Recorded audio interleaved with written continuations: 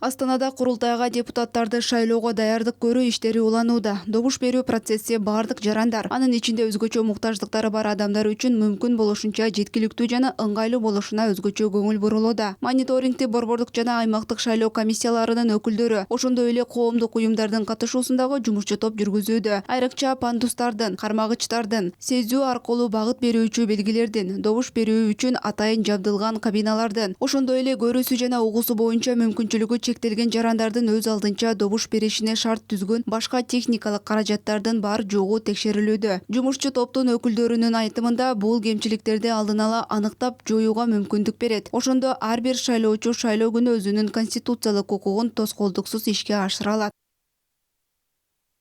По инструкции, да, на каждом из... Нускамага ылайык ар бир шайлоо тилкесинде кулакчыны бар компьютер болушу керек. Ар бир компьютерге борбордук шайлоо комиссиясы иштеп чыккан атайын программа орнотулат. Мисалы, Pro Braille шрифтин окуй албаган адам кулакчын тагынып, кайсы партия кайсы кезекте турганын угуп, анан добуш бере алат. Эң башкысы, кире бериштеги чакыруу баскычы иштеп турушу керек. Азыр көрүп тургандай баскычтар иштеп жатат. Баскыч басылганда күзөтчү чыгып, жардам керекпи же жокпу тактайт. И смотрит, нужна ли какая-то помощь.